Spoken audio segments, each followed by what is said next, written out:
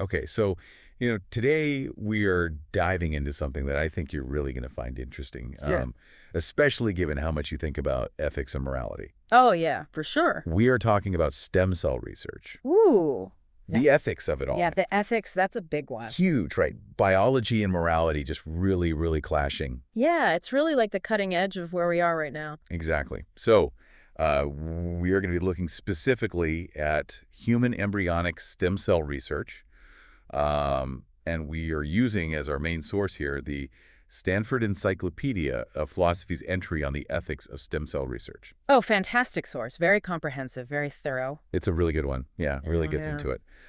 You probably heard about human embryonic stem cells, or HESCs. Oh, yes, of They're course. really remarkable. They are. They're incredible. I mean, the fact that they can just keep reproducing themselves and they can become any cell in the body. It's mind-blowing, right? Yeah, it's huge. I mean, think of all the diseases and injuries that we could treat with this. Parkinson's, spinal cord injuries, Right, right. diabetes. Exactly, things that we've just been struggling with for so long. Right, potentially revolutionary stuff. It is, but that's where the ethics come in, right? I mean, this is where it gets complicated. It does. It Wow. really does, because to get these HESCs, we have to extract them from an embryo, and that's about 5 days into development. Right. Very early stage. Yeah, super tiny. Like a little cluster of cells. Yeah, a couple hundred total, and only like 30 to 34 of them are actually the cells we want. The inner cell mass. Yeah, and to get them means the embryo won't develop any further, and that's where the big ethical question comes in. Yeah, how do we balance that potential to maybe alleviate suffering with the question of what is the status of that embryo? Exactly. So the encyclopedia lays out this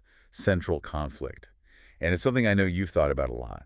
Definitely, it's a question that keeps coming up for me. Right. So how do we weigh this potential to help people with the moral status of these embryos that are so early in development? It's a tough one. And I mean, the main argument against doing this research is pretty straightforward, at least on the surface. Okay. It's basically saying, look, it's wrong to end the life of an innocent human being. And a human embryo is an innocent human being. So destroying it for research is wrong. Okay, so it seems pretty simple, right? Like a classic syllogism. Yeah, but as philosophers, we know it's not that simple. Right. Right. But Because- those premises need a lot of unpacking. Yeah, we got to look at them carefully. So let's start with that second part. Is a human embryo, especially that early on, really a human being Yeah. in the way that matters for these moral questions? Yeah, and that takes us right back to one of the biggest debates in philosophy. When does human life begin? Right, exactly. A huge question. And the encyclopedia talks about this standard view, which is often the view of people who oppose HESC research. And they say that human life begins at fertilization. Right, when the sperm and egg meet. Yeah, when that single-cell zygote is formed, they say that's already a human being. A full member of the species. Yeah, everything it needs to develop into an adult. It's all about the potential right from that very first moment. Yeah, that's their argument. But the encyclopedia points out that there are some pretty interesting challenges to that view. Okay, like what? Well, for example, you have monozygotic twinning. Oh, yeah, where one zygote splits into two embryos. Right, and that can happen up to 2 weeks after fertilization. So if that original zygote can become two separate people, what does that mean for its identity? Right, like if that first zygote is A and it splits into twin B and twin C, are they all the same? Yeah, that's tough because identity is supposed to be transitive. Like, if A equals B and A equals C, then B has to equal C. Exactly, so twinning throws a wrench in that. It does. It makes you question, what was that original zygote really? And people who support the standard view have come up with responses to that. Oh, really? How do they deal with that? Well, they might say that just because something can divide doesn't mean it wasn't a single entity before that. Like, we could lose a limb, but that doesn't mean we weren't a whole person before. Exactly. So they say that potential to split doesn't change what it was at the beginning. Okay, but it's still tricky. It is.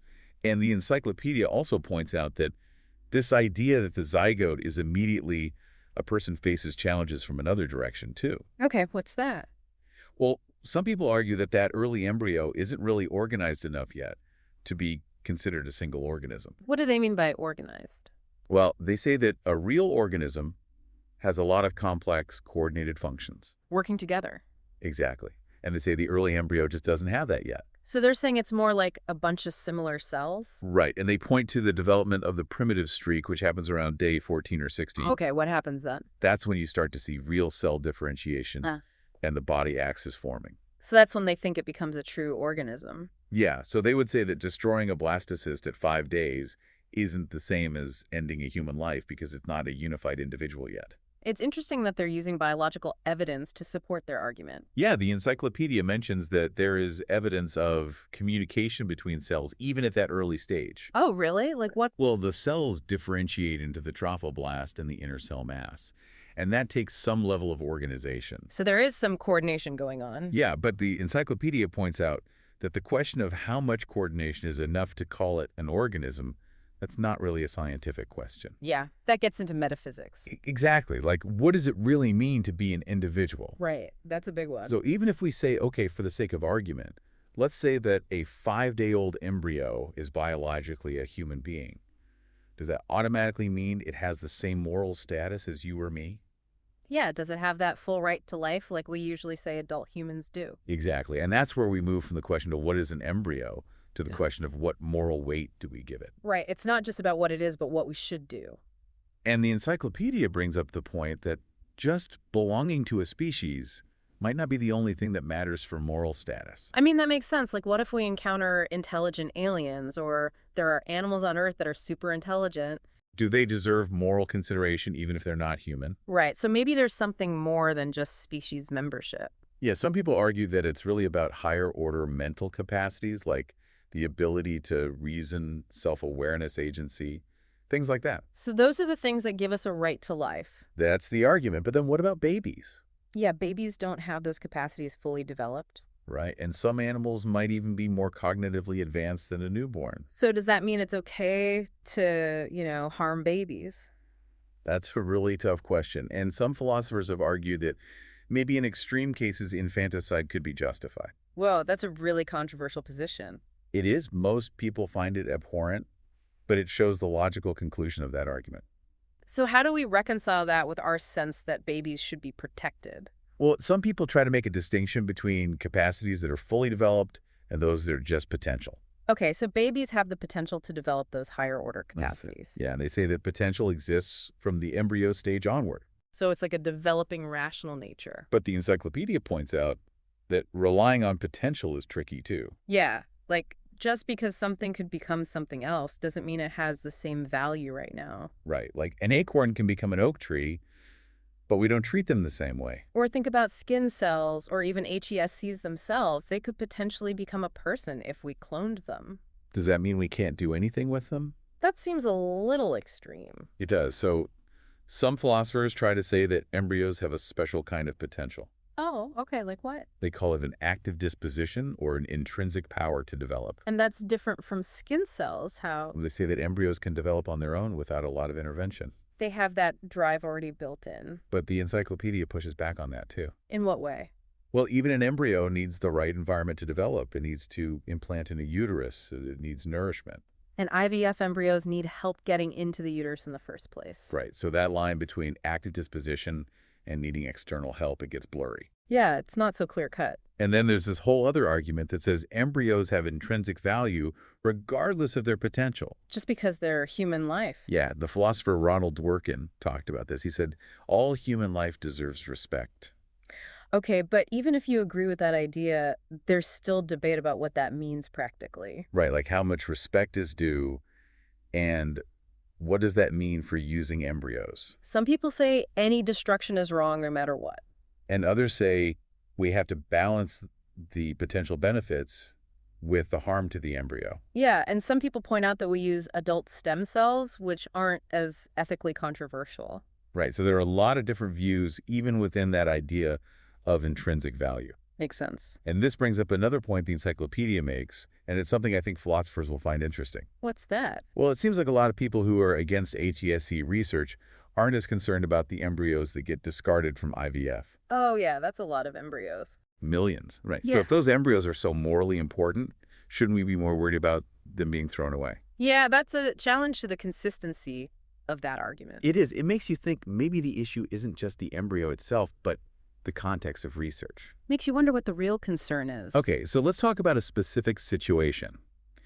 The encyclopedia discusses the ethics of using so-called doomed embryos. Doomed embryos, what's that? These are the extra embryos from IVF that aren't going to be used to try to start a pregnancy. So they're going to be discarded anyway. Right, and the argument is that using those embryos for research is okay because they're already going to be destroyed. So it's not like the research is causing their death. Exactly, and there are two main ways people justify that. Okay, what are they? The first one is that it's okay to end someone's life if they're about to die anyway, especially if it helps other people. Okay, I can see that logic. And the second one is that the researchers aren't really killing the embryo. They're just using it before it gets discarded anyway. So they're not the ones making the decision to end its life. Right, but the encyclopedia points out some problems with those arguments. Oh, really? Like what? Well, first of all, maybe those embryos wouldn't be discarded if research wasn't an option. What do you mean? Well, maybe the people who created those embryos would have donated them to someone else who wanted to have a baby. Oh, okay, so the research might actually be influencing the decision to discard them. Exactly. And theoretically, researchers could try to rescue those embryos and help them develop. Yeah, I mean, it would be complicated legally, but it's possible. Right. So maybe they're not really doomed in the absolute sense. That does change the picture a bit. It does. So we've been talking about destroying embryos for research, but what about using HESC lines that already exist? Like someone else already destroyed the embryos and now we have these cells. Yeah, and let's say maybe the original derivation was ethically problematic, but now we have these cells that could lead to amazing medical discoveries. So is it okay to use those cells even if you weren't involved in the original destruction? That's a tough one.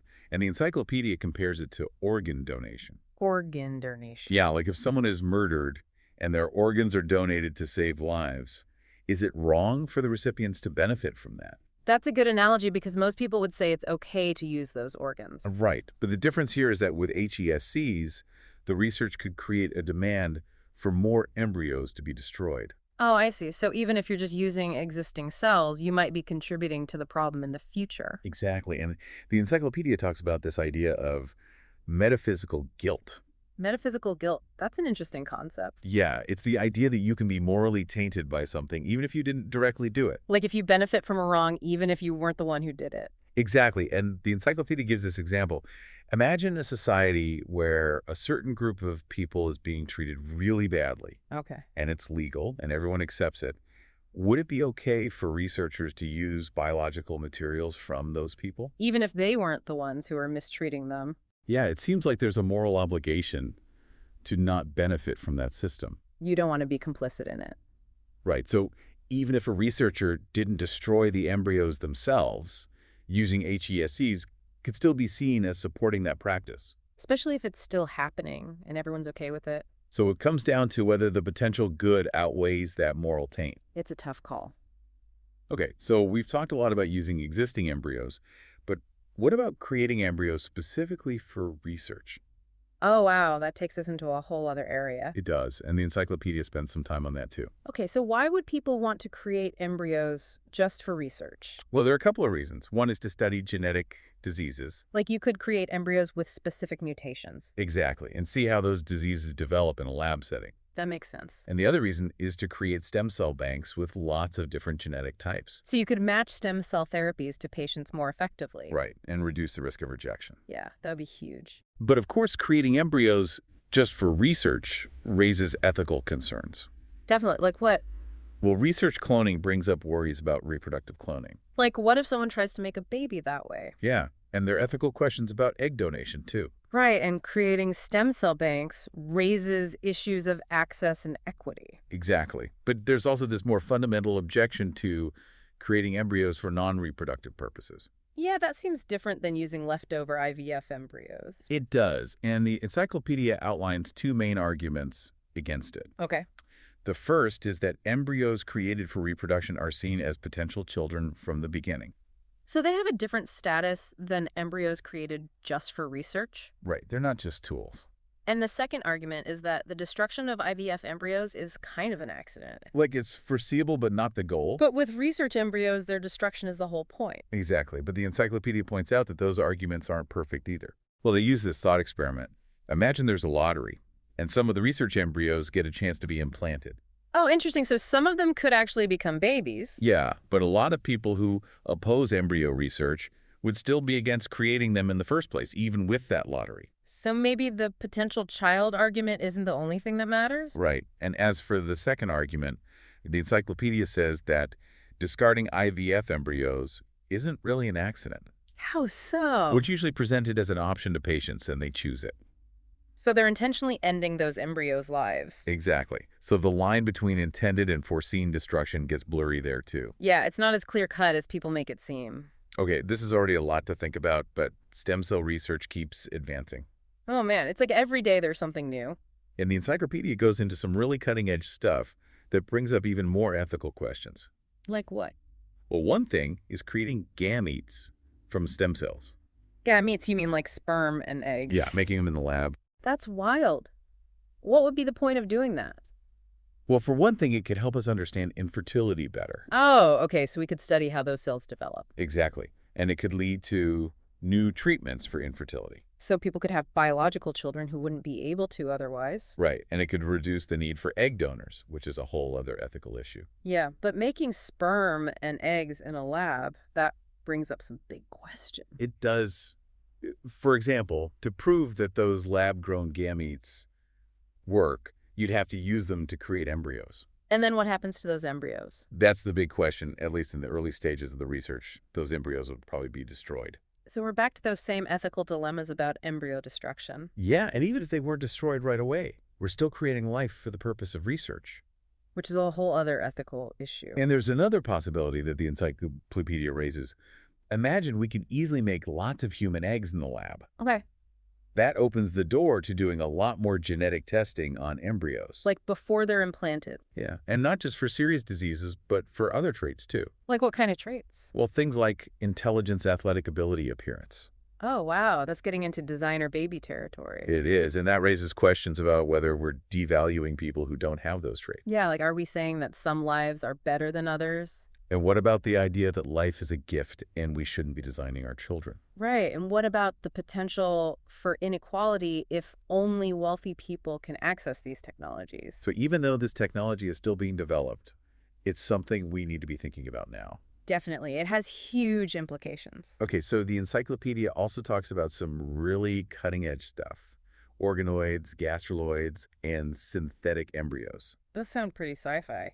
These are structures created from stem cells that mimic parts of embryos, or even whole embryos. Whoa, so we're basically making embryo-like things in the lab. Yeah, and it raises all sorts of ethical questions. Like what? Well, cerebral organoids, for example, these are clumps of cells that resemble parts of the brain. Could they actually think or feel?